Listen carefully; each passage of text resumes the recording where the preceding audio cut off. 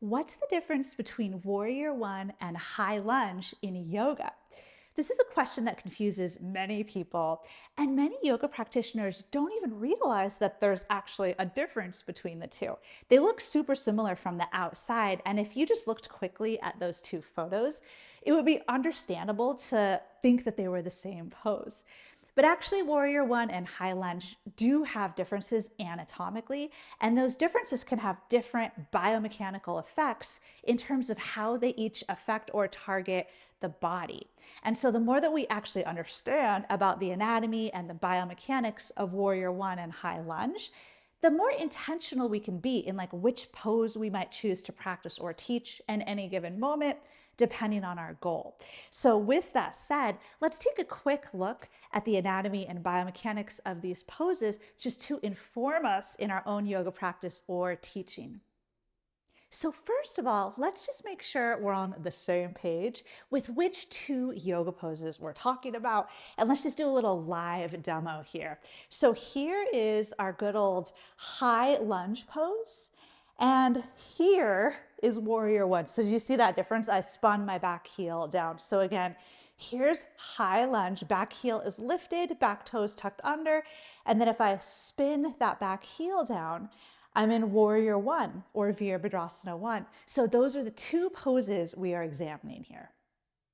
Now, before we talk too much about what makes these two poses distinct, let's look at what they share in common. So what do warrior one and high lunge share in common? So they're both forward facing standing poses in yoga. And they're both like kind of a lunge variety. We're like in a lunge shape, whether the back heel is down or up. As far as kind of loading or like what's working in these poses, in both poses, we're kind of primarily loading the quadriceps on the front thigh. These are the front thigh muscles. And also maybe the glutes on this front leg as well, like this area may be working some. So, and then also we're a bit working like say maybe the quadriceps on the back leg because they'd be working to keep that knee straight. So there's some work happening through the quads back there. And in terms of what's being like lengthened or put on stretch, we are stretching the hip flexors, which are the muscles that run along the front of our hips. We're stretching the hip flexors on the back leg in either position, warrior one or high lunge. So we've got a stretch happening here. And then we also, and this is the one that I find to be maybe the most counterintuitive to see, we also have spinal extension happening in both poses, which is technically that's a back bend. And that's predominantly in like the lumbar spine or the low back region. So we have a back bend happening here because this back thigh reaches back so much that it pulls the pelvis into what's called an anterior pelvic tilt. And that will draw the lumbar spine into spinal extension or a back bend. So either pose, high lunge or warrior one, they can both serve as really nice preps for back bends because they are in and of themselves back bends. So let's take a look now at the differences between warrior one and high lunge and why, although they might seem kind of small, they actually can make a difference in terms of how these poses target our body. So as we've already established, the main difference like to the eye is that high lunge, the back heel is up, and in warrior one, the back heel is down. And again, from the outside, it's like, well, that doesn't really seem like much of a difference. Like, how are they really targeting us differently? So here's the first thing. When we spin that back heel down in warrior one, what we're effectively doing is that doesn't just affect the foot, but it also affects like placement all the way up the kinetic chain of the leg and all the way up into the hip. So if this is high lunge with the back heel up, everything is facing forward. Now, if we turn this into our warrior one and we spin the back heel down, we have externally rotated this entire leg, but especially like up at the hip. At the hip joint on that back hip, there's a bit of external rotation that has happened there. Now, I'd like to point out that I know that seeing the external rotation can be a little counterintuitive for us. I think many people look at warrior one and they see those back toes angled in, and they think therefore that this hip is an internal rotation because the toes turn in. But It's easy to see that, but that's not actually the case. And you can see that a little more clearly if I give you like a front demonstration. So see how those back toes are angled forward. Here is my warrior one. I'm going to keep those toes at that angle as I step my foot all the way forward. And maybe now you can see that here I am in Tadasana. This hip is externally rotated. The toes have turned out.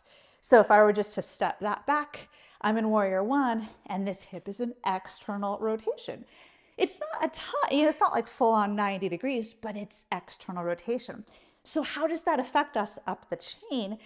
Well, if we want to think about that hip flexor stretch, so the stretch to these tissues along the front of the hip, when we were in high lunge, we basically were stretching the hip flexors just pretty much from head on. So just a straight on stretch, just straight down, like say the middle. But when we turn into a little bit of external rotation, as we do in warrior one, that is going to change the hip flexor stretch slightly. Like it's still a hip flexor stretch, but we're going to be stretching and targeting a little more the medial fibers or the inner fibers of the hip flexors, as opposed to just like straight on through center. So it's a little bit targeted more medially. And hopefully this demonstration helps make that a little clearer. A second key difference between these two poses has to do with what's happening in the region of the core. Now in high lunge, everything is facing forward toward the front edge of our mat. So our chest and our pelvis, they are all squaring forward, we might call it. It's squared forward. And in high lunge, there's not much that's super noteworthy that's taking place in the core region, but it's a little different when we talk about warrior one. So as we've established in warrior one, the back heel grounds down, which will turn the whole leg out, which will also pull on our pelvis so that our pelvis is no longer square to the front of the mat like it was in high lunge. Instead, it's rotated off to the side a little bit. This is warrior one here. So the pelvis is actually turned off to the side, but then our chest, we do want that to square forward. So we square the chest forward. And in so doing, if the pelvis is rotated to the side and the chest rotates forward, there's a twist or a rotation taking place through the core. And that means that our rotational core muscles, like our obliques, they are actively engaging in order to turn the chest forward relative to the pelvis, which is pointing off to the side. So it's not a huge amount of engagement. I wouldn't call warrior one like a core strengthener or anything, but the rotational core is actively working in order to square the chest forward. And that is a noteworthy difference between warrior one and high lunge. A third key difference between these two poses has to do with the ankle joint and ankle mobility in the back ankle. So quick anatomy refresher, at the ankle joint, we can point our ankle, that's called plantar flexion, and we can flex the ankle, and that's called dorsiflexion. And dorsiflexion, which also looks like this if my feet are planted and I move my shin relative to the ankle, this is dorsiflexion. And it's like an important direction of movement you hear discussed like in a squat, for example. We need dorsiflexion to squat. So dorsiflexion also plays a role when it comes to these two poses. If you think about warrior one, do you see how my back ankle is actually in some dorsiflexion here? Whereas in high lunge, it's not so much. I mean, it kind of depends on like where the ball of your foot, if it's more forward, or if it's further back, there might be a little less. But really in high lunge, like full dorsiflexion would be like the heel on the ground. And we don't do that in high lunge. We always have the heel lifted.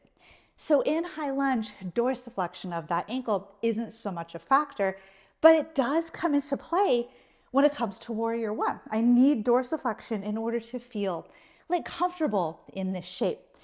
If I lack dorsiflexion in that back ankle, and that's common, fairly common to lack that range of motion, then warrior one may not feel as comfortable. It might feel a little awkward for me. So I might, instead of letting those toes angle forward, if I lacked dorsiflexion range of motion, the toes might end up kind of turning off to the side, because that allows me to be in this like similar shape without so much range of motion needed at the ankle that way.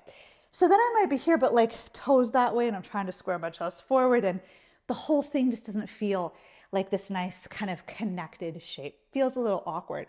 So if that's the case for you or for your yoga student, that type of person may simply be more comfortable in high lunge. And so it just may be like a better fit for their body to practice high lunge, maybe until they work to improve some ankle range of motion. And then they can come back and find that warrior one just feels like a totally welcome and easeful shape. A final key difference between these two poses has to do with stability. So stability technically means your ability to maintain or return to a position after a perturbation. So when it comes to stability, we are inherently more stable in a warrior one position than we are in a high lunge position. And that's because in high lunge, the heel is off the floor. So we've removed a point of contact with the floor. We have less feedback for our body to sense where it is in space, and that inherently will make the shape a little less stable. It's not a huge difference, like high lunge is still relatively stable compared to something like tree pose where we're standing on one leg. Then we have then we've removed the whole foot from the floor. So it's like always like on a spectrum. But high lunge is still less stable than warrior one. And that might matter because if you happen to have students or if you are someone who struggles with balance, you may find that you feel more steady and more comfortable in warrior one versus high lunge. So that may influence which you choose to practice or teach. But on the flip side, if you wanted to help students work on their skill of balance, or if you yourself would like to work on balance, you may like to work with high lunge intentionally just to challenge your stability a little bit more and become a little more familiar with fewer points of contact on the floor. So that's another consideration.